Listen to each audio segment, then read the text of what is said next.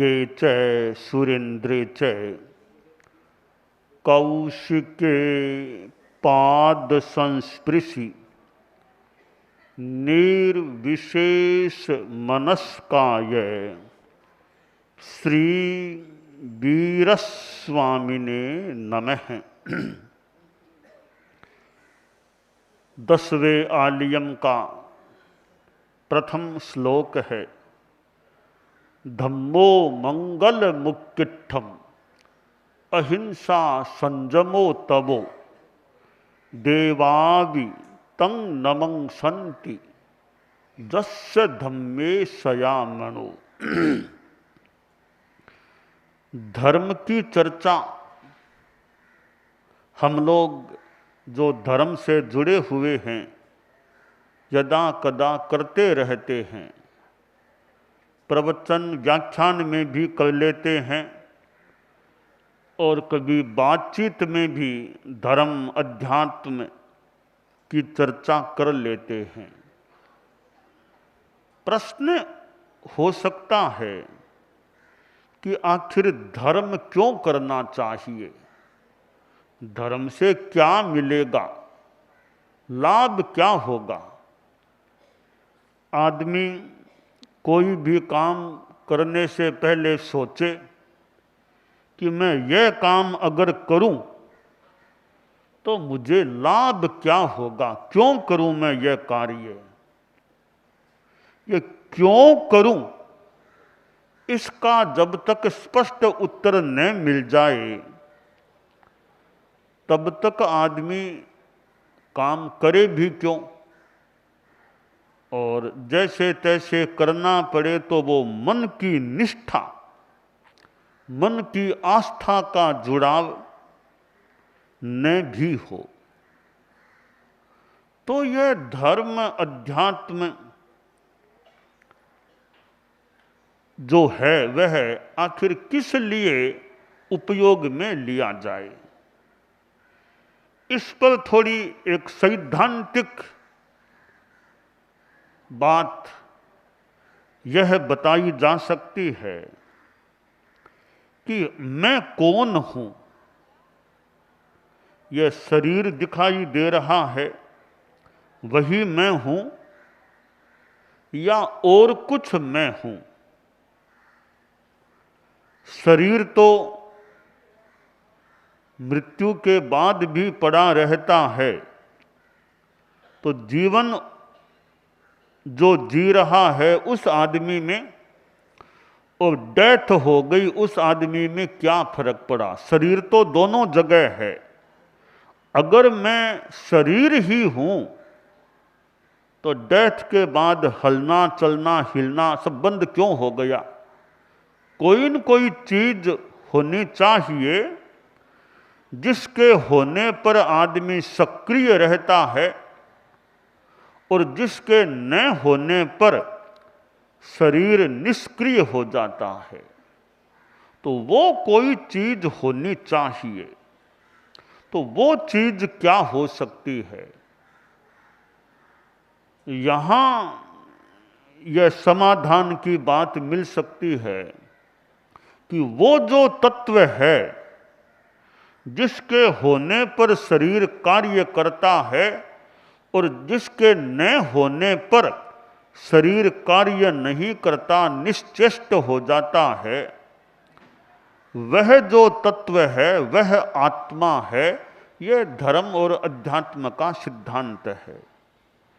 तो इसका मतलब हुआ कि शरीर से भिन्न भी कोई चीज है। अगर मैं शरीर हूं तो शरीर को तो डेथ के बाद कोई जला देता है, कोई गाड़ देता है, कोई देहदान भी करने वाला कर सकता है। तो मैं शरीर तो कैसे हूं, शरीर का तो नाश होता है। तो संभावना बन सकती है कि मैं वह तत्व हूं जिसके होने पर शरीर क्रिया करता है और जिसके न होने पर शरीर क्रिया नहीं करता। वह तत्व आत्मा बताया गया है। इसका मतलब हुआ हमारे जीवन में दो तत्व हैं, एक है आत्मा और दूसरा है शरीर। आत्मा और शरीर का योग मिश्रण यह जीवन होता है। तो जीवन में शरीर भी है और आत्मा भी है, फिर आगे वाणी भी है, मन भी है। तो शरीर नश्वर है और आत्मा को अमर शाश्वत कहा गया है। तो मैं वह आत्मा हूं जो कभी मरती नहीं, अमर रहती है, जो शाश्वत है। अब यहां प्रश्न है कि आत्मा शाश्वत है, इसका मतलब डेथ हो जाने के बाद भी आत्मा तो कहीं न कहीं रहती है। धर्म ने बताया, अध्यात्म ने बताया कि आत्मा का पुनर्जन्म होता है, री इनकारनेशन, रीबर्थ, पुनर्जन्म होता है। तब आदमी सोचे कि यहां मेरा जीवन काल है, वर्तमान में मान लो 100 मान लो, 125 मान लो, थोड़े और कम ज़्यादा मान लो, आखिर कितना जीवन काल होगा। और जीवन के बाद भी आत्मा रहती है, तो मैं आगे पर ध्यान दूं कि आगे मेरी आत्मा किस रूप में रह सकेगी, मैं क्या करूं जिसके आधार पर यहां भी अच्छा जीवन रहे और आगे भी मेरी आत्मा सुख और शांति में रह सके, आत्मा दुखों को प्राप्त न हो। बस यहां धर्म और अध्यात्म की बात आती है कि मैं क्या करूं जिससे यहां भी ठीक रहे, शांति रहे, आगे भी मेरी आत्मा दुख में न रहे। इस व्यवस्था को अंजाम देने के लिए धर्म और अध्यात्म की आवश्यकता होती है कि आत्मा सुखी रहे, आत्मा दुखी न बने और सर्व दुख मुक्ति मुझे प्राप्त हो जाए। इस जीवन में कभी दुख भी आता है, कभी शरीर में बीमारी भी हो जाए तो हो जाए, और भी मानसिक दुख हो सकते हैं, कहीं वेदना हो सकती है। तो सर्व दुख मुक्ति मुझे कैसे मिले? वह सर्व दुख मुक्ति का उपाय है, वह धर्म है, अध्यात्म है। तो धर्म इसलिए करना चाहिए, अध्यात्म की साधना इसलिए करनी चाहिए कि मैं दुख मुक्त रह सकूं, सुखी रह सकूं। अब सुख है वह दो प्रकार का होता है, एक भौतिक सुख, पदार्थजन्य सुख, और दूसरा आत्मिक सुख, आध्यात्मिक सुख। जो भौतिक सुख है वह अल्पकालिक होता है, थोड़ी सी देर का होता है, और आध्यात्मिक सुख, भीतरी सुख होता है, वह शाश्वत होता है। तब आदमी सोचे कि भाई सुख ही चाहिए, तो थोड़ी देर का सुख क्यों, मुझे तो शाश्वत सुख प्राप्त करना चाहिए। मैं ऐसा क्यों करूं कि थोड़ी देर का सुख ले लूं, आगे फिर दुख तैयार है। तो ऐसी यह व्यवस्था मुझे बिठानी चाहिए कि मैं शाश्वत सुख को प्राप्त हो सकूं। अब शाश्वत सुख की प्राप्ति के लिए आदमी को धर्म की आराधना करनी चाहिए। अब प्रश्न है, धर्म किस रूप में किया जाए, धर्म कैसे किया जाए। शास्त्रकार ने बताया कि धर्म के 3 प्रकार हैं। अहिंसा धर्म है, संयम धर्म है और तप धर्म है।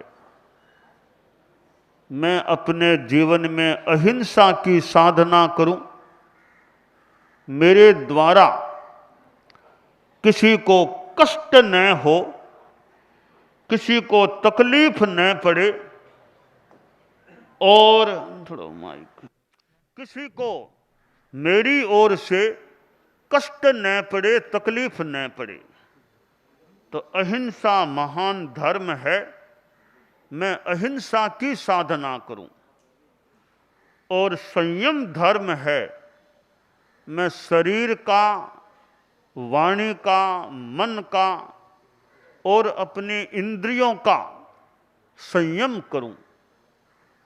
मेरे शरीर पर मेरा कंट्रोल हो, मेरी वाणी पर मेरा कंट्रोल हो और मेरे मन पर भी मेरा कंट्रोल रहे, तो मैं संयम की साधना करूं। और तपस्या, जितना हो सके शुभ योगों में रहूं, अच्छे कार्य करूं।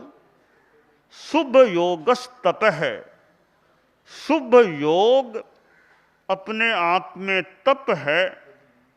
मैं शुभ योगों में रहूं, संबर निर्जरा की साधना करूं, तपस्या करूं।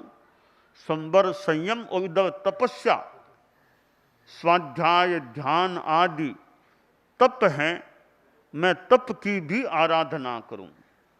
तो यह जो प्रश्न है कि धर्म क्यों करना चाहिए, अध्यात्म की साधना क्यों करनी चाहिए, इसका उत्तर है कि शाश्वत सुख की प्राप्ति के लिए धर्म और अध्यात्म की साधना आराधना करनी चाहिए।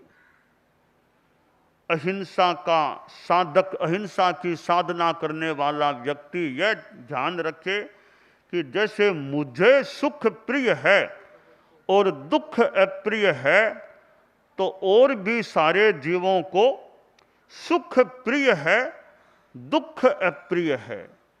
इसलिए मैं स्वयं सुख चाहता हूं, तो दूसरों के सुखों की प्राप्ति में मैं कभी बाधक न बनूं। तो मैं गुस्सा भी ज़्यादा न करूं। आदमी को कभी यूँ गुस्सा भी आ जाता है, पर गुस्सा ज़्यादा सामान्यतया काम का नहीं होता। आदमी शांति में रहे, कोई बात कहनी भी हो तो बात कहने में भी आदमी शांति रखे। तो यह आवेश, गुस्सा, इस पर भी आदमी का कंट्रोल रहे, तो यह भी एक अच्छा व्यवहार है। साधना की बात भी है कि अपने गुस्से पर कंट्रोल रख लेना। संयम की जो बात है कि आदमी इंद्रियों का संयम रखे, अपनी वाणी का संयम रखे, मन का संयम, आदमी खाने में संयम रखे। खाना है वो जीवन भोजन के लिए नहीं है, भोजन जीवन के लिए है। इसलिए मैं खाने में भी संयम रखूं और बोलने में भी मेरा संयम रहे। मैं अनावश्यक न बोलूं, मैं कटु न बोलूं और किसी पर झूठा आरोप लगाना, किसी के बारे में झूठी बातें करना, इन संदर्भों में मैं अपना संयम रखूं। तो इस प्रकार संयम और तपस्या में हमारे जैन शासन में उपवास आदि तपस्या भी चलती है। और यह स्वाध्याय, ध्यान, आध्यात्मिक सेवा, यूँ अनेक प्रकार ये तपस्या के हो जाते हैं। तो जितना संभव हो सके मैं अपने जीवन में तप का भी आराधन करूं। तो यह धर्म, अहिंसा, संयम और तप, इनकी आराधना करना, इनकी साधना करना, यह शाश्वत सुख प्राप्ति का मार्ग बन जाता है। तो दुख मुक्ति और शाश्वत सुख प्राप्ति, इसके लिए आदमी को धर्म की आराधना और साधना करनी चाहिए और अपने वर्तमान जीवन को अच्छा रखना चाहिए।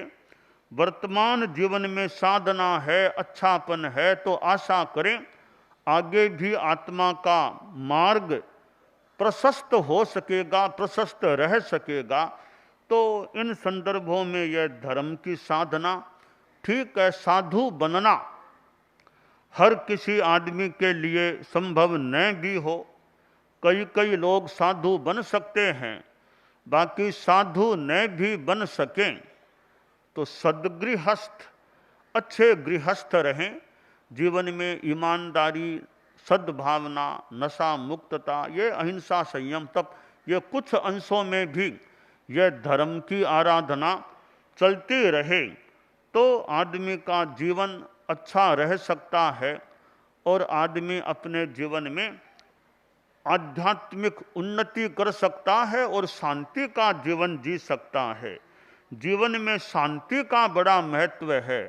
भौतिक चीज़ें कितनी भी मिल जाएं, अगर भीतर में शांति नहीं है तो भौतिक चीज़ें कितनी क्या काम आएगी। तो यह भौतिकता है, इसका उपयोग आदमी कर सकता है, परंतु भौतिकता मूल मुख्य न बन जाए कि मुख्य तो मेरे लिए अध्यात्म है, भौतिक संसाधनों का तो आवश्यकता के अनुसार उपयोग किया जा सकता है। तो यह आध्यात्मिकता और भौतिकता दोनों में कम से कम संतुलन बना रहे कि भौतिकता इतनी हावी न हो जाए कि आदमी अध्यात्म से बहुत ज़्यादा दूर हो जाए। तो यह जो शास्त्र में धर्म की बात बताई गई है कि धर्म उत्कृष्ट मंगल है, इस मंगल की साधना आराधना जीवन में चलती रहे और आदमी परम सुख, शाश्वत सुख पाने का लक्ष्य बनाकर धर्म अध्यात्म की साधना करे, यह अभिकांक्ष है।